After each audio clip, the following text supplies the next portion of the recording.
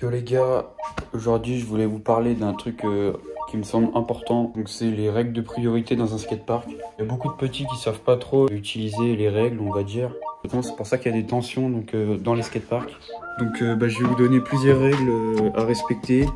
Et puis voilà, si chacun les respecte, normalement tout sera parfait.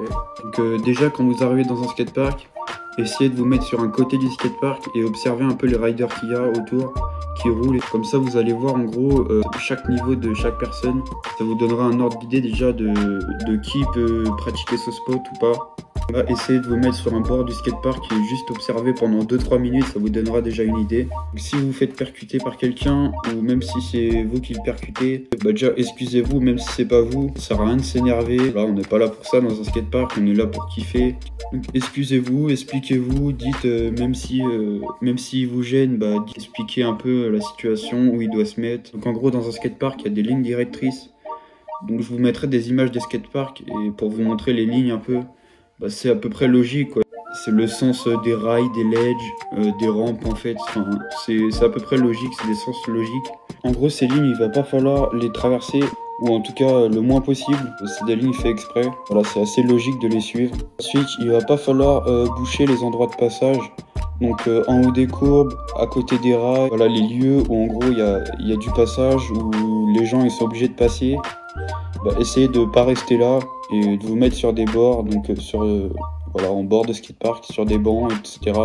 Ensuite, si vous êtes à plusieurs sur un spot, genre un rail, un ledge ou même une courbe, enfin peu importe, c'est chacun son tour, il n'y a pas de priorité, il n'y a rien, et pas y aller justement quand on veut, quoi.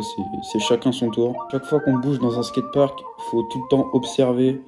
C'est vraiment la clé, c'est l'observation.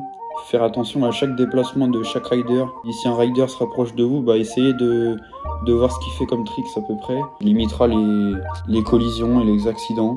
Après, il faut pas s'asseoir sur les rails, les ledges et tout, c'est pas des bancs.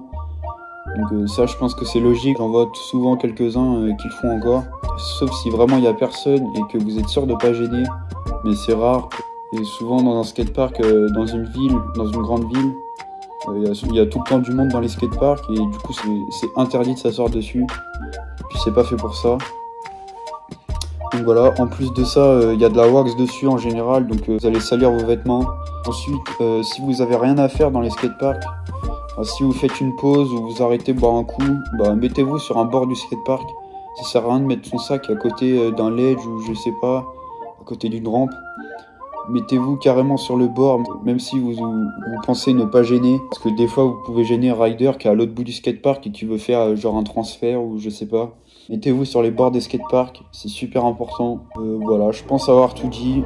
Donc la clé, c'est l'observation. Restez poli avec les gens, même si ils vous énervent, expliquez-leur, surtout aux petits. S'ils comprennent pas, au pire, allez voir les parents, expliquer. Enfin, je sais que c'est chiant. Voilà, je pense avoir tout dit. Partagez la vidéo un maximum, c'est super important. Chacun fasse attention dans les skateparks. J'espère que cette vidéo vous aura servi.